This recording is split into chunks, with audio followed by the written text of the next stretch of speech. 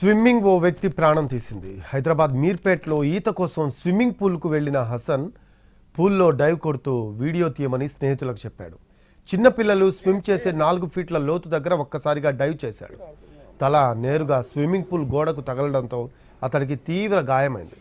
ఆసుపత్రిలో చికిత్స పొందుతూ మృతి చెందాడు హసన్. మృతుడి స్వస్థలం మహబూబ్ నగర్ జిల్లా మిడ్జిల్ మండలం రాచలపల్లె.